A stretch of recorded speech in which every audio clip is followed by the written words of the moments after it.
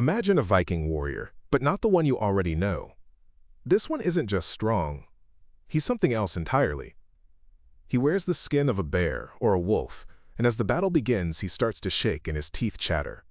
His face swells and turns a dark, terrifying color. Then he lets out a howl that isn't human. He bites the iron rim of his shield, charges forward without armor, and fights with a strength that seems impossible, seemingly feeling no pain from fire or steel. This was the Berserker. Welcome to 10-Minute History. I'm your host, Jake Sullivan, and today we're diving deep into the terrifying world of the Viking Age's most fearsome shock troops, the Berserkers and the Ulfhednar. Even among the fearsome Vikings, these warriors were set apart, spoken of in tones of awe and dread. Their names alone paint a vivid picture. The Old Norse word berserker most likely means bear shirt, a warrior who wore a coat of bearskin. The other famous group, the Ulfhednar, has a clearer name, wolfhide, for those who wore the pelts of wolves. This wasn't just a uniform. By wearing the skin of the animal, these men believed they were absorbing its spirit, blurring the line between man and beast to channel its ferocious power on the battlefield. There is another theory about the name berserker, though. Some scholars believe it means bear shirt, as in one who fights without armor. To go into battle without a mail coat was a profound act of faith in your patron god Odin, who was said to do the same. In the end, both interpretations might be true, painting a picture of a warrior who ritually cast off both his armor and his humanity. The state they entered was known as the Berserker gang, a trance-like fury. But were these warriors real, or just the stuff of legend? For a long time, historians debated that very question. But the evidence, when you piece it together, is compelling. Our earliest proof comes from the height of the Viking Age, around the year 900. A court poet named Thorbjorn Hornklofi composed a poem praising the Norwegian king, Harald Fairhair. In it, a raven describes the king's elite soldiers in battle. The translation reads, "The berserkers bellowed, battle was on their minds, the wolfhides howled, and shook their iron weapons." This is contemporary evidence. It tells us that not only were Berserkers and Ulfhednar real, but they were the honored shock troops of a historical king. But here's where it gets interesting. As we move forward in time, the image of the Berserker begins to change dramatically. The later Icelandic sagas, written down centuries after the Viking Age, in a now Christian Scandinavia, show this perfectly. In sagas set in the distant mythical past, the Berserker is still a hero. In the saga of King Hrolfkraki, the great champion Bodvar Bjarki is a berserker. During the final battle, a gigantic magical bear is seen fighting for the king, slaughtering his enemies. Meanwhile, Bodvar Bjarki is found back in the hall, sitting in a deep trance. When a friend wakes him up, thinking he's a coward, Bjarki says, "You have been of little help to the king by waking me." At that exact moment, the bear vanishes from the battlefield, and the battle is lost.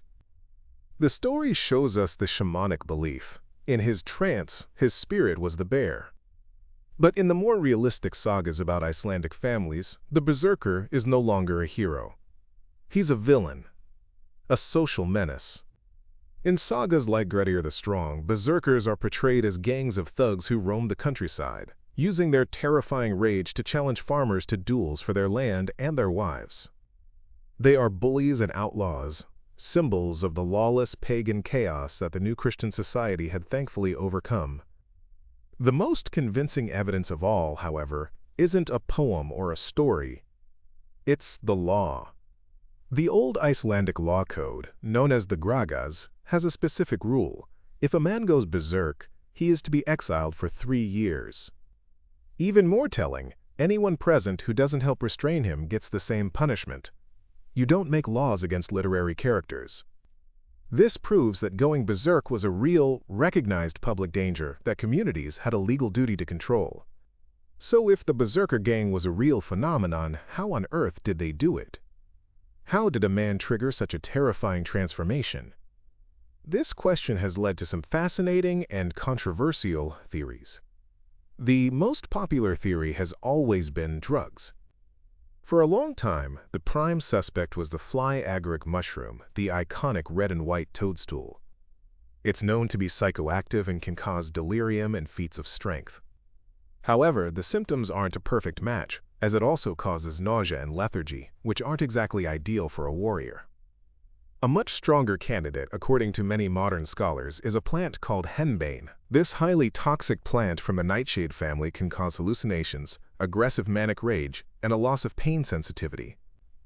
This fits the descriptions of the Berserker's fury and his apparent immunity to weapons much better. And here's the kicker. Archaeologists found a pouch of henbane seeds in a 10th century Viking grave in Denmark, directly linking this exact plant to the Viking ritual world. Other theories point to psychological conditions. Some have suggested certain forms of epilepsy. A more modern and compelling theory is post-traumatic stress disorder, or PTSD. The Berserker gang could have been a dissociative rage, a flashback triggered by the horrors of battle, where a soldier loses control and reverts to a primal state of fight or flight. The crushing exhaustion that followed the rage is also a classic symptom of a PTSD episode. This reframes the Berserker not as a mystic, but as a deeply traumatized veteran.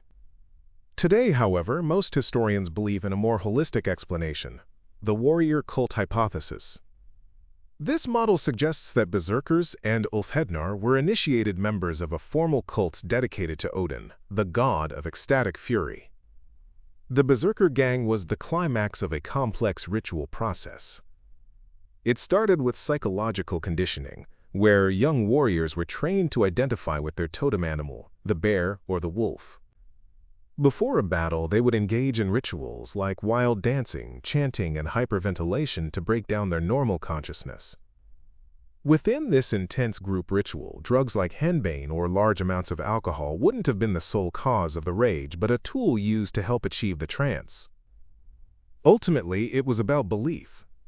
The warrior had to believe he was becoming the beast, a living vessel for Odin's divine madness. On the battlefield, these warriors had a very specific role. Viking warfare often revolved around the shield wall, two armies pushing against each other. The Berserker's job was to be a line breaker.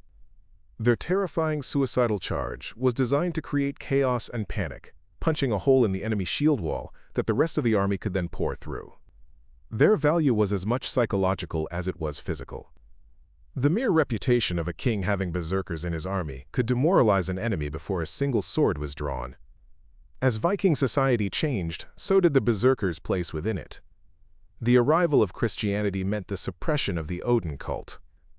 The new ideal was the disciplined, pious soldier, not the frenzied madman. The berserker was outlawed and pushed to the fringes of society, which is why their portrayal in the sagas shifted from hero to villain. But while the historical berserker faded away, their archetype proved incredibly resilient. Their most obvious legacy is in our language. The phrase to go berserk is a direct loanword from Old Norse, a linguistic fossil carrying the memory of these terrifying fighters. The Ulfhednar, the wolf hides, also left their mark. They are a crucial link in the development of European werewolf legends. In the pagan mind, the line between a man who acts like a wolf and one who becomes a wolf was very thin. It's highly likely that as the memory of these real wolf warrior cults faded, the stories evolved into the folklore of the cursed, shape-shifting werewolf we know today. And their presence in modern pop culture is impossible to miss. From the barbarian class in Dungeons & Dragons with its rage ability, to the dark fantasy manga Berserk, the archetype is everywhere. Perhaps the most visceral modern depiction is in the 2022 film The Northmen, which shows a meticulously researched ritual where warriors howl and dance around a fire, preparing for a raid by becoming the wolves of Odin. Even ancient artifacts echo the stories. The Lewis chessmen, a famous set of 12th century chess pieces, include a warrior, a rook, who is literally biting the top edge of his shield. It's a direct, physical carving of a behavior described in the sagas, a powerful link between legend and reality. In the end, the Berserker and the Ulfhednar were a real, if rare, feature of the Viking world. They were warrior mystics who used a combination of ritual, psychology, and perhaps chemical aids to erase the boundary between man and beast. They began as the honored champions of pagan kings, only to be cast out as demonic villains by a new Christian society. The story of the Berserker is a cautionary tale about the price of power. Their rage was a fire that consumed them, leaving them drained and broken. They represent the ecstatic, terrifying, and ultimately self-destructive potential of human fury when it's unleashed from all restraint. It's this walk along the knife's edge between the human and the inhuman that ensures these fearsome warriors will continue to fascinate and horrify us for centuries to come. So, what are your thoughts on this? Let us know down in the comments below. If you found this interesting or learned something new, please give this video a like, and don't forget to subscribe to 10-Minute History for more deep dives. Thanks for listening.